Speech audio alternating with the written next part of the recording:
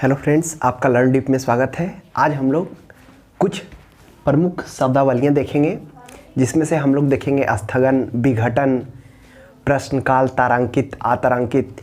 ये सभी जो शब्दावलियाँ हैं जिनको समझने में कठिनाई होती है, आज उसे हम लोग समझेंगे और ऐसा समझेंगे कि अगर इससे रिलेटेड एग्जाम में प्रश्न आए तो बन जाए। तो ये कुछ महत्वपूर्ण 6 से 7-8 बिंदु लिए गए हैं, उन सभी को हम लोग यहाँ पे देखेंगे। पहला है स्थगन, जिसका होता है इंग्लिश एडजॉर्नमेंट। तो स्थगन क्या होता है, यानी कुछ विशेष परिस्थितियों में, वो विशेष परिस्थिति कौन कौन सा, जैसे अव्यवस्था, अनुशासनहीनता, शोर संगामा। जब सदन में ये सभी विशेष परिस्थितियाँ उत्पन्न हो तो उस कंडीशन में जब क्या किया जाता है, वह सदन को स्थगित कर दिया जाता है, स्थगन रोक दिया जाता है, तो उसी को कहते हैं स्थगन। तो ध्यान में रखेंगे, स्थगन का मतलब क्या हुआ, कुछ विशेष परिस्थितियों में जैसे शोर शराबा, अव्यवस्था, अनुशासनहीनता के कारण जब सदन के कार्यवाही को क्या कर दिया जाता है, रोक दिया जाता है, तब उसे कहते हैं स्थगन। यह जो स्थगन होता है, यह कुछ मिनट से लेकर कुछ घंटों तक भी हो सकता है और कुछ घंटों से लेकर कई दिनों तक भी हो सकता है। तो इसे स्थगन के रूप में हम लोग जानते हैं। तो ध्यान में रखेंगे, यह जो स्थगन है, यह निर्णय कौन लेता है, यह स्थगन करने का अधिकार यह लोकसभा अध्यक्ष को है। यानी जो अध्यक्ष होगा वहाँ पर किया जाएगा और राज्यसभा में होगा तो सभापति करेगा।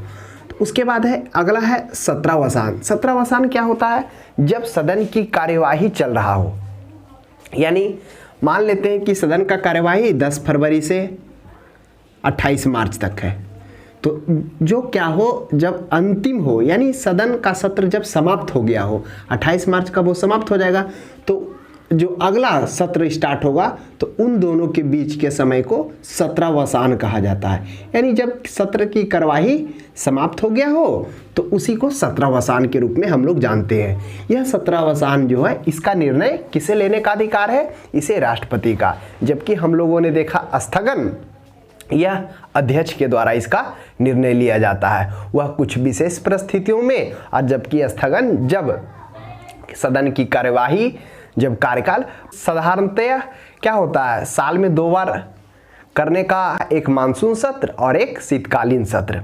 तो ऐसे क्या होता है, 3 सत्र होता है। एक बजट सत्र होता है जो फरवरी से मई तक चलता है, उसके बाद एक होता है कौन सत्र, एक होता है मानसून सत्र। जो मानसून सत्र होता है वह सितंबर से, यानी सितंबर से पहले जून, जुलाई, अगस्त, जून से लेकर सितंबर तक में होता है। और उसके बाद एक होता है शीतकालीन सत्र जो सितंबर से नवंबर तक रहता है। तो ये 3 प्रकार के सत्र होते हैं। तो वही एक सत्र, यानी जब एक सत्र खत्म हुआ हो और दूसरा सत्र स्टार्ट हुआ हो, तो उन दोनों के सत्र के बीच के समय को ही सत्रावसान कहते हैं। और इस सत्रावसान का निर्णय कौन लेता है, वह राष्ट्रपति। यानी राष्ट्रपति को अधिकार है सत्रावसान करने का, सत्र को खत्म करने का और सत्र को स्टार्ट करने का। तो वही दोनों के बीच का समय को सत्रावसान कहते हैं। उसके बाद है विघटन। विघटन क्या होता है, डिसॉल्यूशन। विघटन को हम लोग समझेंगे। विघटन कब होता है, विघटन 2 परिस्थिति में होता है। पहला परिस्थिति होता है जब मंत्रिपरिषद राष्ट्रपति को सलाह दे, तब क्या कर सकता है, उस मंत्रिपरिषद का विघटन किया जा सकता है।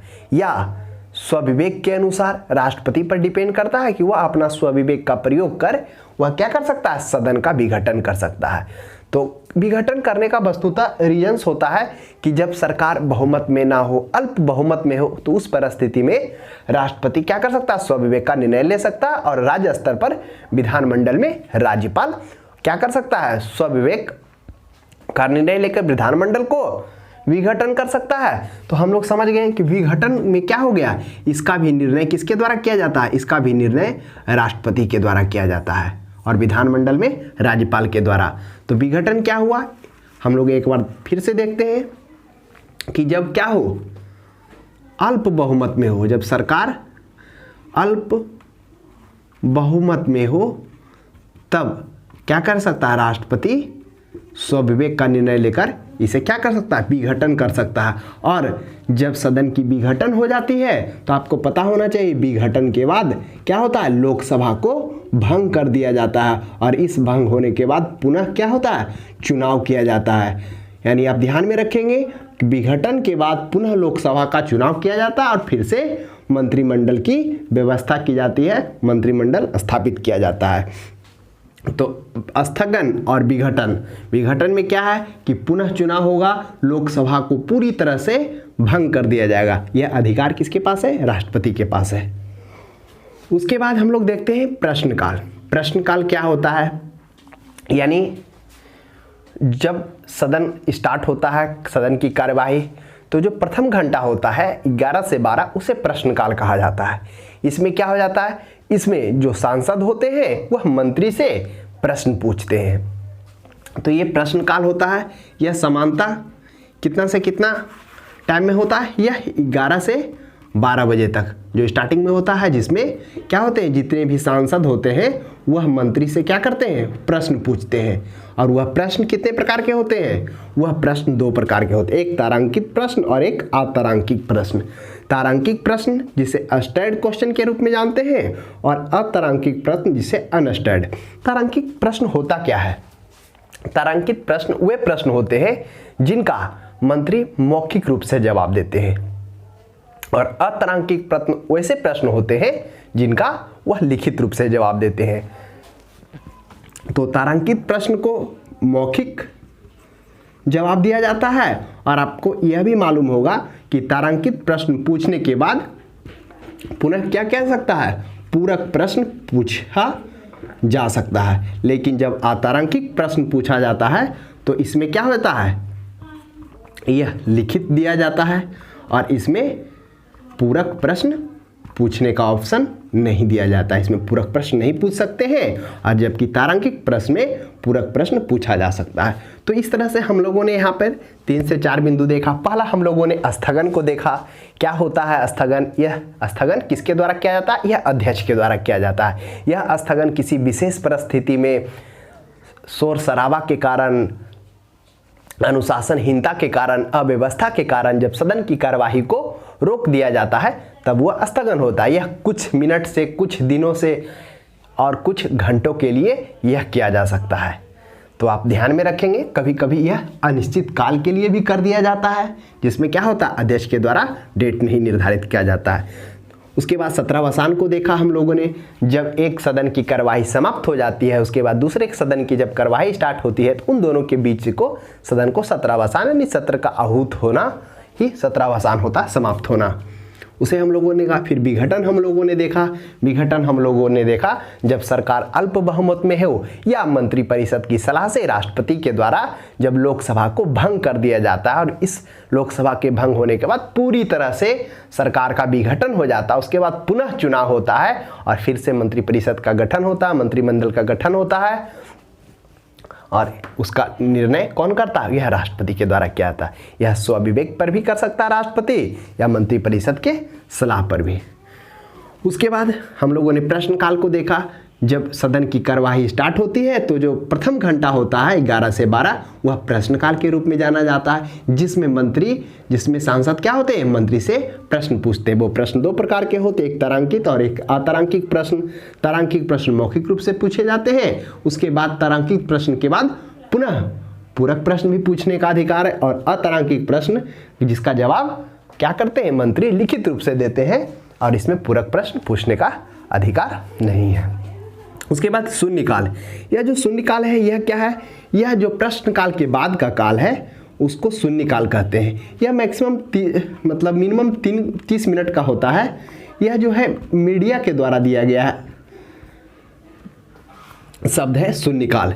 तो यह प्रश्नकाल के बाद का काल होता है शून्यकाल।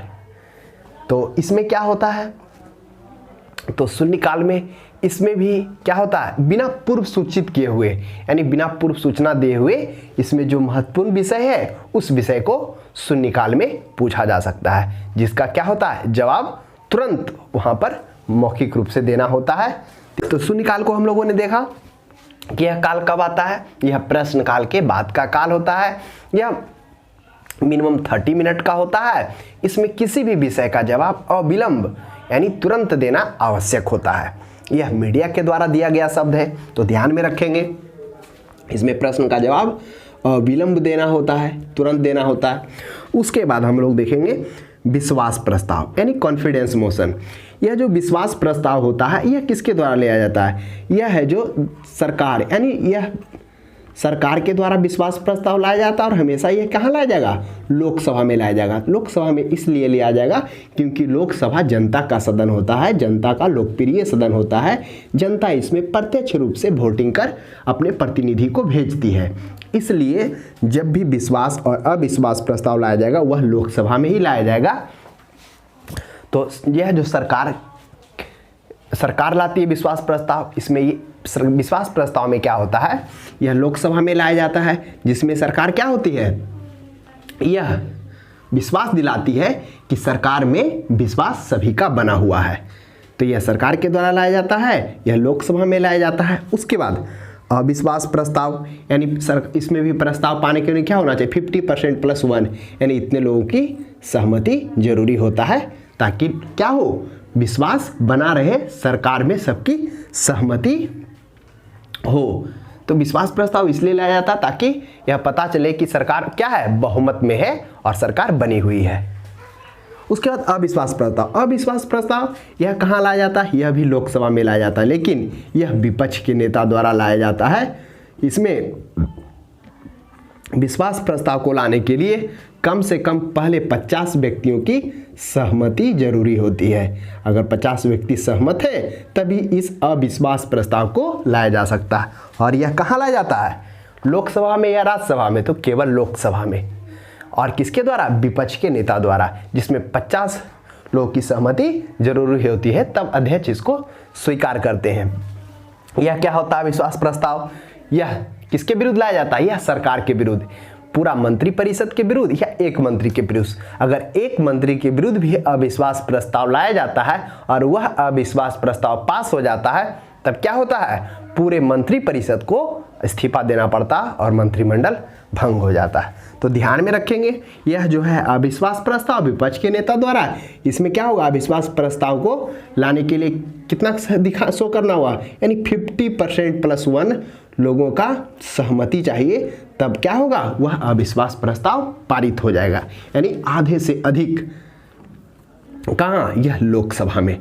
तो ध्यान में रखेंगे, अविश्वास प्रस्ताव विपक्ष के नेता के द्वारा लाया जाता है। इसमें पहले अविश्वास को लाने के लिए 50 व्यक्तियों का सहमति आवश्यक है। आपको यह मालूम होगा कि सबसे पहले जो अविश्वास प्रस्ताव है वह कब लाया गया था? शायद 1963 में जेबी कृपलानी जब थे, उन्हीं के शासनकाल में लाया गया था। और पंडित जवाहरलाल नेहरू और कृपलानी के टाइम में सबसे पहले अविश्वास प्रस्ताव लाया गया था। अभी तक बात की जाए तो लगभग जो अविश्वास प्रस्ताव है वह 27 बार आ चुका है टोटल। और आपको यह भी बात मालूम होना चाहिए कि जो अविश्वास प्रस्ताव है वह सबसे अधिक बार 15 बार किनके शासनकाल में? इंदिरा गांधी, यानी इंदिरा गांधी की जब सरकार होती है तो उस टाइम में सबसे ज़्यादा अविश्वास प्रस्ताव लाया जाता। तो प्रश्न हो सकता है यहाँ से भी कभी कभी पूछ दिया जाए, और नॉलेज की दृष्टि से भी आपको पता होना चाहिए। तो हम लोगों ने देखा कि प्रथम बार 1963 में जेबी कृपलानी और जब जवाहरलाल नेहरू रहते हैं उस टाइम अविश्वास प्रस्ताव लाया जाता, और सबसे अधिक बार इंदिरा गांधी के टाइम में भी लाया जाता है। हाल ही में आपको सुनने को मिला होगा, कुछ समय पहले मोदी जी के विरुद्ध भी अविश्वास प्रस्ताव लाया गया था, लेकिन पास नहीं हुआ था। उसके बाद हम लोग देखते हैं स्थगन प्रस्ताव। यहाँ पे हम लोगों ने देखा स्थगन क्या होता है, एक स्थगन प्रस्ताव, दोनों में अंतर है। अगर स्थगन प्रस्ताव दिया तो उसका अर्थ अलग है, उसे हम लोग समझेंगे क्या है स्थगन प्रस्ताव। यह जो प्रस्ताव है सदन के ध्यान को आकर्षित करने के लिए कोई भी महत्वपूर्ण विषय जिस पर क्या हो, सदन को ध्यान आकर्षित करना जरूरी हो, अगर उस विषय पर तत्काल चर्चा ना किया जाए तो स्थिति गंभीर हो सकता है। वैसे विषयों को इसमें रखा जाता है। यानी जो आम विषय जो चल रहा होता है उसको रोककर क्या कहता है, जो लोकहित का विषय है, यानी लोकहित का विषय है उस पर चर्चा किया जाता है, क्योंकि वह विषय ऐसा होता है कि अगर उस विषय पर चर्चा नहीं किया जाए तो उसका परिणाम गंभीर हो सकता है। तो उसी को बोलते हैं स्थगन प्रस्ताव। यह कब लाया जाता है? जब कोई लोकहित का विषय हो, यानी जिस पर क्या करना हो, संसद को ध्यान आकर्षित करना इंपॉर्टेंट हो, और जिस पर अगर क्या किया जाए, विचार नहीं किया जाए तो उसका परिणाम गंभीर हो सकता है। तो इसमें कौन सा विषय ज़्यादातर होते हैं? वह लोकहित का विषय होते हैं, लोकहित का विषय होता है। इसे क्या होता है, इस समय जब चल रहा हो, जब स्थगन प्रस्ताव लाया गया हो, तो यह उस समय सदन की कार्यवाही को स्थगित नहीं किया जाता है। कब तक स्थगित नहीं किया जाता? जब तक कि इसका समाधान मिल ना जाए, तब तक चलता रहता है। तो आप ध्यान में रखेंगे, स्थगन प्रस्ताव कब लाया जाता है? जब लोकहित का विषय हो, उस पर बात करना जरूरी हो, तब उस समय क्या कहता है, सदन का ध्यान आकर्षित किया जाता है और उस विषय पर बात किया जाता है। किस पर? जो लोकहित का विषय हो, अन्यथा परिणाम इसका गंभीर हो सकता है। तो इसमें वैसे विषयों को रखा जाता है और तब तक सदन को स्थगित नहीं किया जाता है जब तक कि इसका समाधान ना हो जाए। तो इस तरह से हम लोगों ने महत्वपूर्ण बिंदु, महत्वपूर्ण शब्दावलियां को हम लोगों ने यहाँ पर विस्तार से अध्ययन किया। एक बार फिर से देख लेते हैं। पहला हम लोगों ने स्थगन देखा। आशा करते हैं आपको स्थगन समझ में आ गया होगा।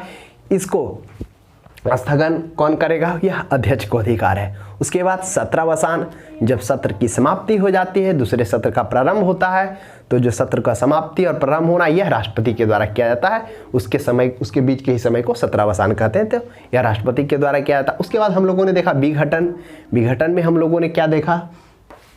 यह भी राष्ट्रपति के द्वारा किया जाता है, मंत्रिपरिषद के सलाह से, या राष्ट्रपति स्वविवेक के आधार पर भी निर्णय कर सकते हैं। उसके बाद हम लोगों ने देखा प्रश्नकाल, तारांकित प्रश्न, अतारांकित प्रश्न, शून्यकाल।